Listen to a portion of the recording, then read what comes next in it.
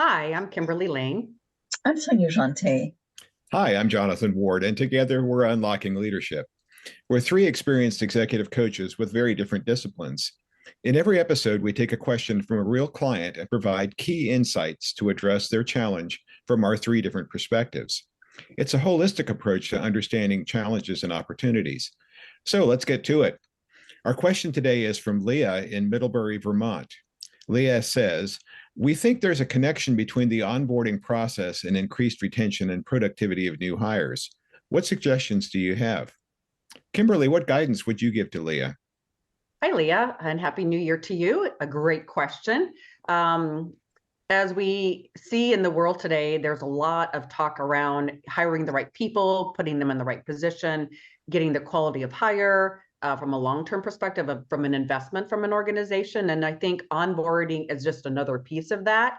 I think because there's a lot of competition around recruiting people and hiring people. So when you have a great onboarding process whereby people, one, feel valued, they feel like it's a formal process, they feel like there's actual training investment, there's not only addition to the laptop and all the HR and benefit forms, but there's actually a week or two of official training about the company, anything from culture to HR issues to actually skill sets required for the role, right? Some additional training. So I think when it's a very formalized process that's dedicated to that new employee, I think they feel more valued. They feel like the company is making an investment in them. And it's proven that when they have a formal process, that individual gets up to speed a lot quicker because there's been a formal venue for them to ask questions, and it's not just baptism by fire, kind of figure it out, right? They've actually got resources to learn from, to ask questions from. They'll be introduced to various people of the organization, so they've got a go-to person.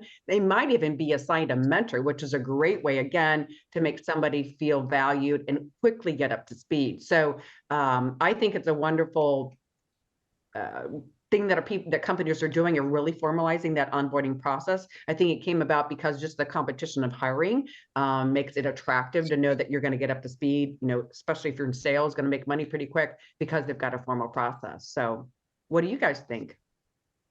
One of the things that I found, and this was about 4 or 5 years ago, that I felt an HR department had done extremely well in the onboarding process was they actually sort of put themselves in the shoes of somebody new coming on board, and what would be the things that they would be exposed to that would be different, about their company, that then if they understood that quickly and easily, how much more comfortable would they feel? Were there certain things? So in this particular case, it was a very large campus, and so they had a lot of different buildings, and instead of going by the actual address on the buildings, each one of them, everybody had labeled based on whatever. So it was building A or building C. And so they actually put together an app on a phone that anybody who started with the company could absolutely immediately download that app. And it had, if you will, all the names that they gave to the buildings, names that they gave to their processes. So it was like a translator for them, so that they would be able to sort of be hearing the things that were going on that were relevant to the company and the culture, and they would sound familiar. They had a way to interpret it. They didn't feel lost. And they found that helped the retention a lot, because people felt like, oh, I immediately knew I was entering a new world, but I had like my way to be able to manage through that. And when I asked a question, then everybody understood why I'd be asking that kind of a question. So I think that there's tools that can be used, electronic tools that can be used. And I also think that there's a possibility that in putting yourself into one of the things that we've always thought of is it's like the employer gets to, put all the rules out there. And I think today it's more of a give and take. It's like if the person that's interviewed has certain commitments and can only interview within certain periods of time, then the company might accommodate that. So there's beginning to be that give and take. So then again, as somebody considering working at that company, you can say, how flexible are they? And how focused are they on, helping that experience go as seamlessly as possible? So I'm almost feeling like I belong with them.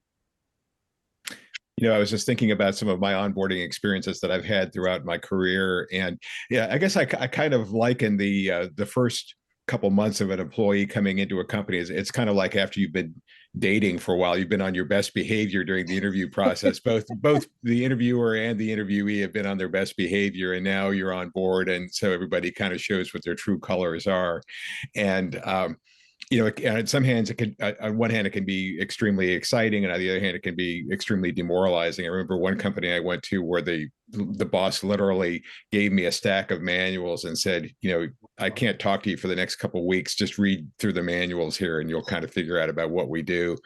And then I went to another company later on in my career where every new hire it was a week-long offsite program where we did intensive team buildings, we did ropes courses, we had leaders throughout the company come and explain company strategy, we learned all about the company competency model, and you left there feeling like you were really part of an exciting team. I was thinking even of one other team or one other company that a friend of mine had gotten hired away by the company he worked for, by the company's main competitor. And the people that hired him knew that he was a runner. And so they said, well, we know you've probably got a whole bunch of t-shirts from your old company that you would wear. He said, here's a box of t-shirts from our company that you can wear when you're running now. So you can, he had now a whole, a couple years worth of t-shirts now to wear that brand of the new company. And I just thought that was an extremely considerate thing to do.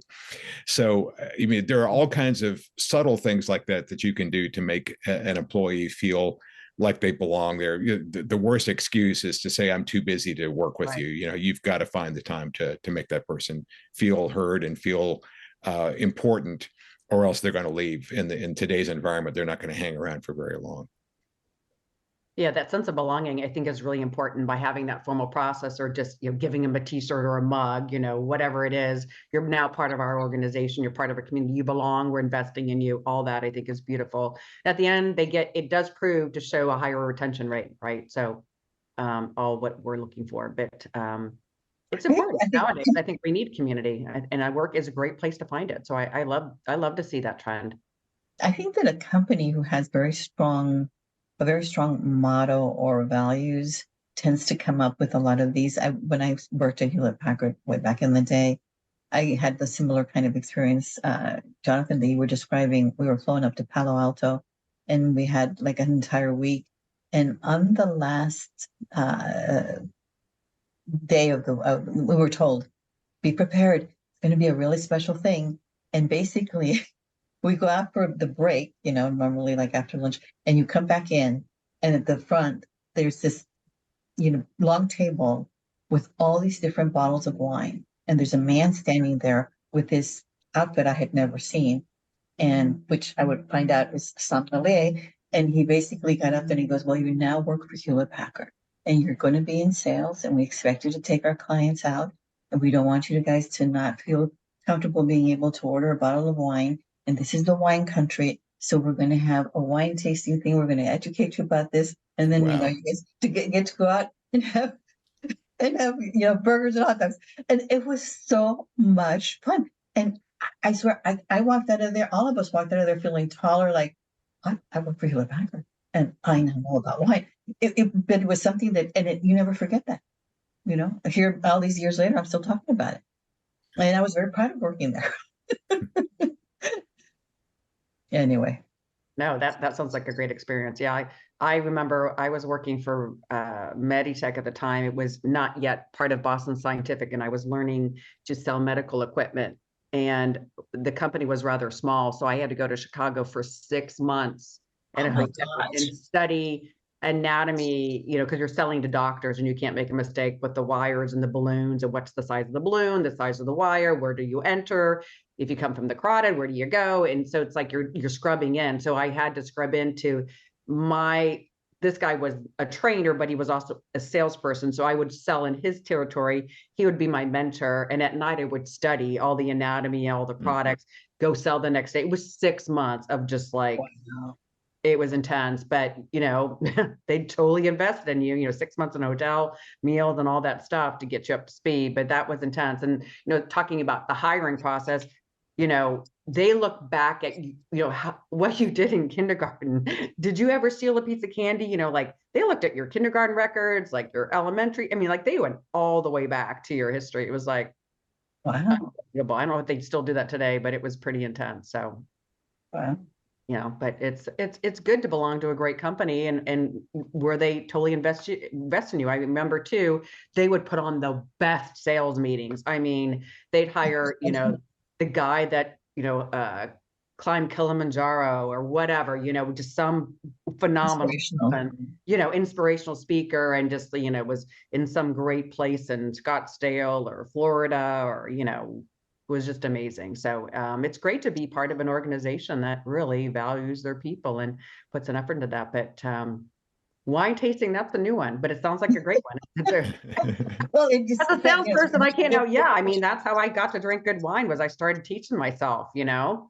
So you couldn't give the menu to the doctors, because of course they'd order the $1,000 bottle, right? And that was not my budget. So you had to learn how to, you know, make something that was equitable and not blow the budget out. So anyway, kind of aside. Anything else? No. All right. Thank you, Leah, for your wonderful question today. We hope you, our viewers and listeners, learned about improvements in your onboarding process that will increase retention and productivity over the long run.